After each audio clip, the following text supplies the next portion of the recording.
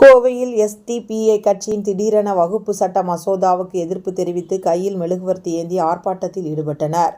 பாராளுமன்றத்தில் தாக்கல் செய்யப்பட்ட வகுப்பு திருத்த சட்டம் முஸ்லிம்களை வஞ்சிக்கும் செயல், முஸ்லிம்களின் உரிமையை நசுக்கும். இதுபோன்ற கடுமையான சட்டங்களை ஆளும் மத்திய அரசு தொடர்ச்சியாக முஸ்லிம்களுக்கு எதிராக, சிறுபான்மையினருக்கு எதிராக நடந்து கொண்டிருக்கிறது. இதனை மிகவும் கண்டிக்கின்ற வகையில் நாடு முழுவதும் எஸ்டிபிஐ கட்சி தொடர்ச்சியாக பல்வேறு போராட்டங்களை நடத்தும். அதன் ஒரு பகுதியாக இன்று இரவு 8 மணி அளவில் கோவை உக்கடம் வள்ளியம்மை பேக்கரி எதிரில் மெழுகுவர்த்தி ஏந்தி கண்டன ஆர்ப்பாட்டம் நடைபெற்றது.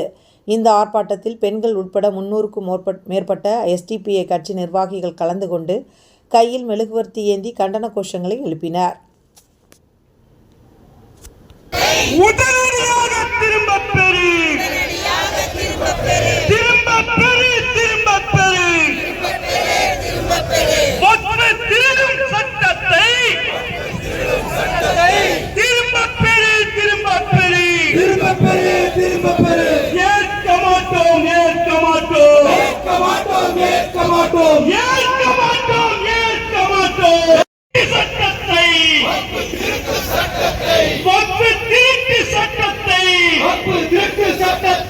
ஒருபோதும் ஏற்க மாட்டோம்.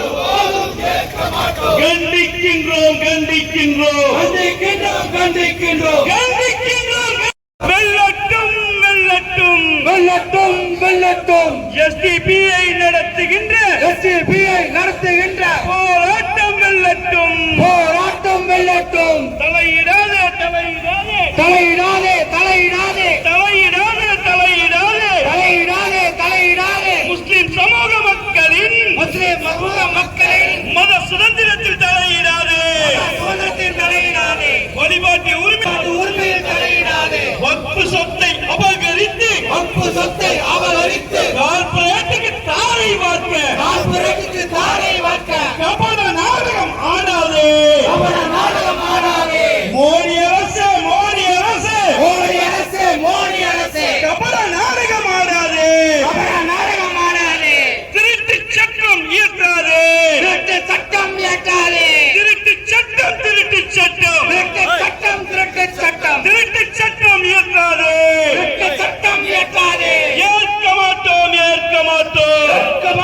ஏற்க மாட்டோம். ஒன்றிய பாசிச அரசின் வக்ஃபு திருடும் சட்டத்தை ஒருபோதும் ஏற்க மாட்டோம்.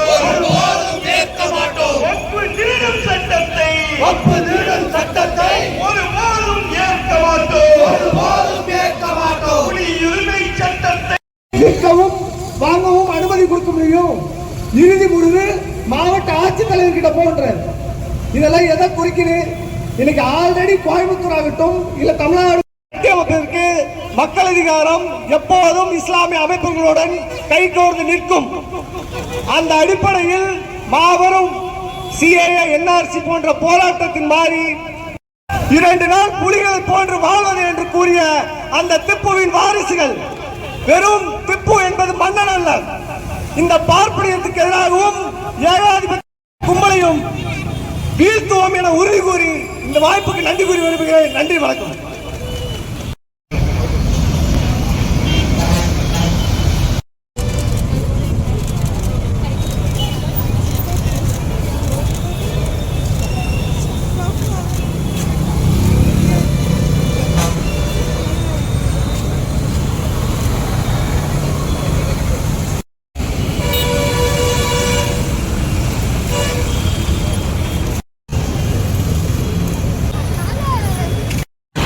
வக்ஃபு திருத்த மசோதாவை